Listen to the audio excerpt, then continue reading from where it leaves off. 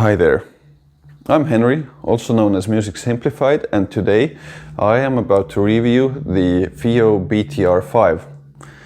Now let's start with a good size comparison.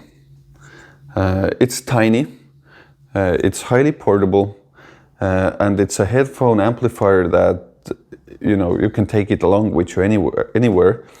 And today I'm gonna go into the fine nuances of what kind of difference it makes to the sound. I'm not really gonna stop on the technical bits, except that it uses Bluetooth, and it is great with Bluetooth. The sound quality is great to me. Like I said, it's small, highly portable. The battery lasts for a good time. And now I started using it just going for walks, but now I even use it all the time when I'm at home and listening to music. So it's a good thing. There's an EQ on it, so if you want to go like bass freak with your headphones or just any other preference you have, then you can use it to modify the sound of your earphones. I have used it for a bit, but I really respect what every earphone manufacturer is doing. It's their engineers, it's their message, it's their work, and the sound you get from an earphone, I really want to respect that. So I hardly ever even think about modifying it, but rather I can spend endless amount of money and hours going through earphones and finding the one that naturally matches with me. But I did try it, it works, it's good, and it still sounds good. Now, I can't show you my smartphone because I'm filming with it, but let's go for the differences of the BTR5 versus the Samsung Galaxy S20, which I have. As soon as I switch to the BTR5, then I feel as if there was more silence between the elements. There was a larger separating layer between all of the elements, so everything becomes a bit more precise. Especially with the Chimera Nana, which I have on this side, then the bass on the headphone starts responding faster and it becomes stronger.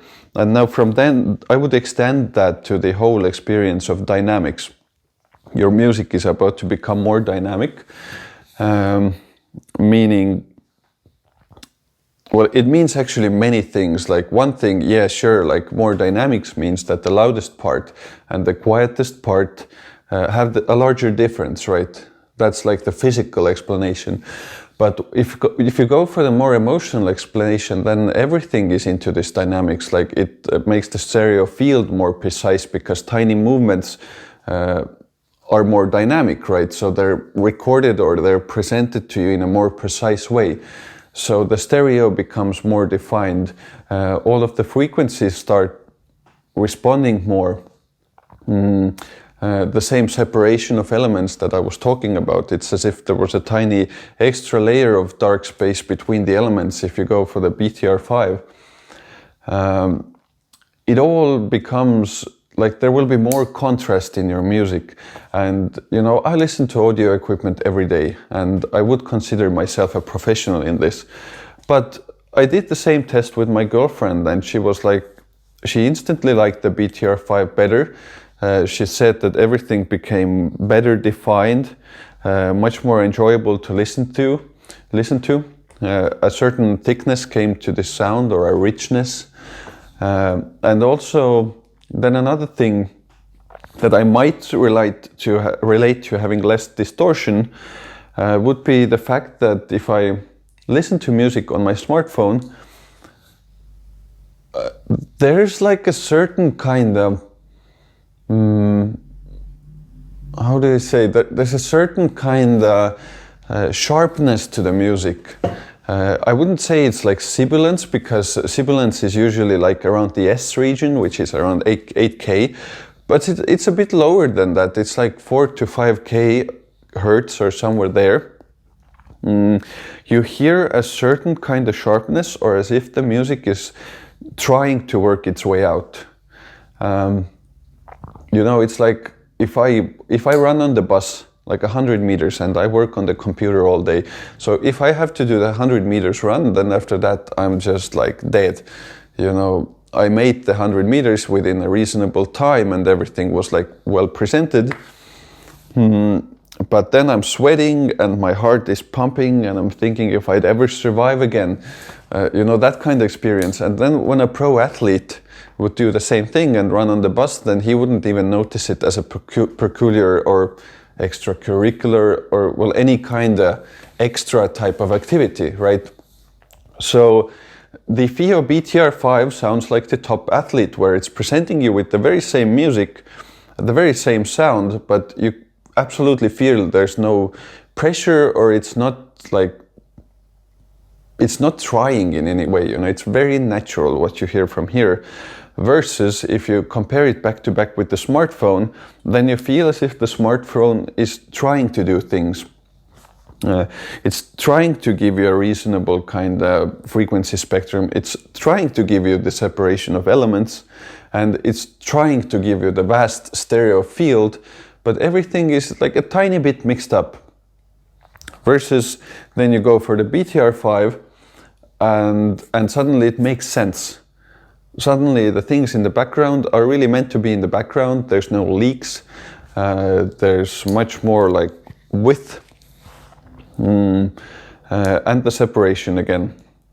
So now I'm repeating myself over and over again here, but the fact is that it does make a clear difference, and I heavily recommend you to invest like $100 and get one of those, especially if you're into earphones, which are already like more than $500 or 500 euros for that matter. Then getting this just will make it a whole lot nicer. In a way, it's a tiny difference, because the difference, like, let me get this gear. So the difference between this plus FiiO is gonna be very small, very small. I could do that all day, right? Very small compared to two different kinds of earphones or two different kinds of headphones. The difference between these will always be bigger, because here we are talking about large scale physics. You know, here you have like these monumental 11 centimeter drivers, and then here this is an in-ear monitor, so here everything is tiny. And you know, this is a difference on a much larger scale that no tiny bit of amp will ever, you know, it will never make that big of a difference. But the difference that it does make, as a musician, it is highly intriguing to listen to it, because then you are already going for this kind of, you know, if you listen to this or that, then it's like, I don't know, does it have more bass? Does it have better instrument separation? But then here you have the same bass, but you're listening to the speed of how the driver hits. And you have the same kind of stereo field, but you're listening to this tiny difference in the separation of elements from the same earphone. So it's a highly musical experience, and it's very interesting to listen to. So once you get to that point where you can start clearly hearing the differences between amplifiers, or just, you know, using a smartphone or using the MacBook Pro, then it's just one more layer of music that becomes very interesting, and it will enrich your experience. I might bring a comparison with the Audio Technicas, like the $80 like closed back headphones, versus these. You know, both of them have stereo separation, but the Audio Technicas, they present it in a way that you don't even notice it. You're never gonna even think about elements being on the right or on the left, or elements that are moving from the right to the left, or left to the right, whatever. The detail is there, and if you know what you're listening for, then 100% you hear it. But if you're a beginner and you put on these $80 headphones, then you will never ever notice that the music has any kind of stereo information.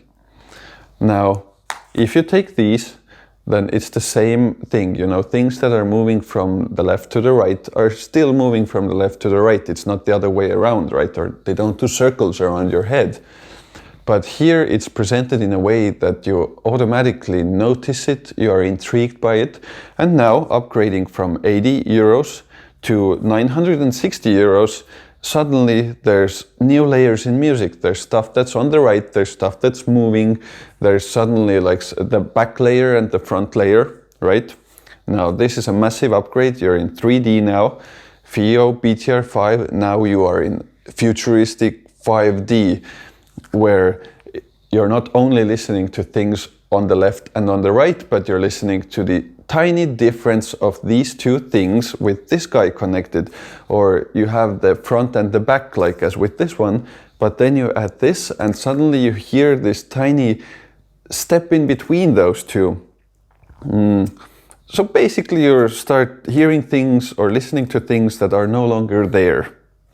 Very curious. But that's the way I experience it, and I think if you feel you're pretty good with the headphones already and you're exploring this world, then this is a step that makes sense. Now, as a very interesting side note, I have to say that using my smartphone, or comparing with my smartphone, this one is way better. Comparing it with other computers, this one is way better. But comparing it with the 2019 MacBook Pro that I have, then they have the same sound. So just like, it's random, but I'm giving like a massive thumbs up to the sound of the MacBook Pro and saying that I think this computer is something that's very considerately built and very well thought through. And then if you have a new MacBook Pro and you want to upgrade this for the sound upgrade, then no, you're not gonna get it. It's on the same bar. But then again, you still have the mobility where, you know, I can have the music playing from my MacBook and I can walk around my apartment, or I can have my phone on one pocket for like changing tracks or whatever, and this one on the other, so my earphones or headphones are actually disconnected. So the element of comfort is definitely a great addition to that. So I hope this little discussion has helped you understand amplifiers a bit better. If you don't have one, then I highly recommend you start with this one. I'll make another side note. Down there I have the Focusrite Scarlett, and this one and the MacBook Pro sound considerably better than the Focusrite Scarlett, which is again a surprising thing for me. But alright, there you go. So I highly recommend this one. Doesn't matter if you wear it like this or like this. And you have a great day. See you in the next review.